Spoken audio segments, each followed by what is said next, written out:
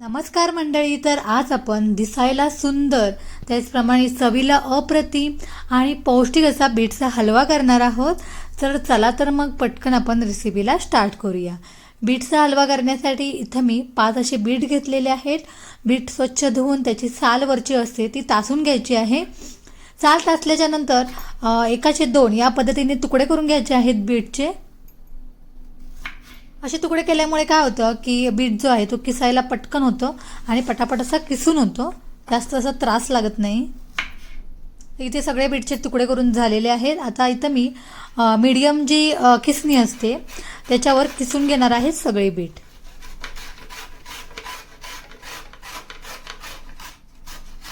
बघू शकता इथं मोठी अशी किसणी घ्यायची नाही, नंतर शिजायला खूप वेळ घेणार आहे. बघू शकता या पद्धतीने सगळा बीट मी किसून घेणार आहे.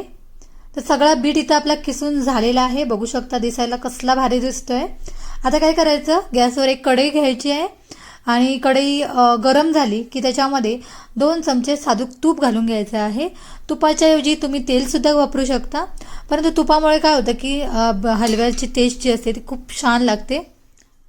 तर इथं मी किसलेला बीट जो आहे तो ह्या तुपामध्ये एक 5 मिनिटं परतून घेणार आहे.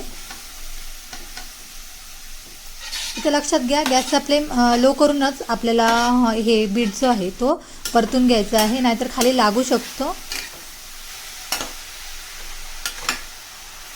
अगदी 5 मिनिटं परतून घेऊया.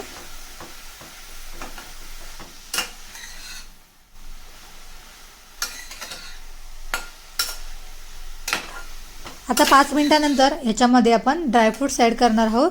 तर इथं मी काजू, बदाम आणि थोडेसे मनुके घेतलेले आहेत. तुम्ही अजूनसुद्धा घालू शकता, अक्रोड किंवा बाकीचे काय ड्रायफ्रूट्स असतील ते सुद्धा वापरू शकता. तर इथं हे ड्रायफ्रूटसुद्धा ह्या बीटबरोबर अजून 5 मिनिटं आपल्याला परतून घ्यायचे आहेत. बघू शकता कलर आता हळूहळू चेंज होत आलेला आहे बीटचा. आता काय करायचं, एक 10 मिनिटानंतर इथं मी एक मोठी वाटी गरम दूध घेतलेलं आहे. आता हे दूध ह्या बीटमध्ये घालून घ्यायचं आहे. चांगलं असं परतून घ्यायचं आहे व्यवस्थित आणि दुधामध्ये सगळा बीट जो आहे तो शिजू द्यायचा आहे. काय करायचं, झाकण ठेवून घ्यायचं आहे. एक 5 मिनिटं त्याला वाफ काढून घ्यायची आहे.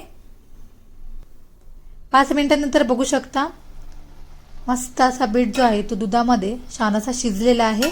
आता दूध जे आहे ते चांगलं असं आटवायला द्यायचं आहे आणि त्याच्यानंतरच आपण ह्याच्यामध्ये साखर ॲड करणार आहोत. तर पहिल्यांदा सगळं दूध जे आहे ते थोडंसं अजून आटून घेणार आहोत. तर बघू शकता दूध आटलेलं आहे. आता ह्याच्यामध्ये अर्धी वाटी साखर घालून घ्यायची आहे. चमच्याने मोजायची तर 7 चमचे एवढी साखर घेतलेली आहे मी. तुम्हाला गोड कसं आवडतं त्याच्यानुसार तुम्ही कमी जास्त साखरेचे प्रमाण करू शकता. त्याच्यानंतर चवीनुसार थोडंसं अगदी मीठ घालून घ्यायचं. काय असतं की गोडामध्ये ना थोडंसं मीठ घातलं की त्याची टेस्ट जी असते ती अजून सुंदर होते. आता साखर घातल्याच्या नंतर बघू शकता हलव्याचा कलर चांगला असा चेंज झालेला आहे. एकदम लाल भडक असा कलर आलेला आहे हलव्याला आपल्या.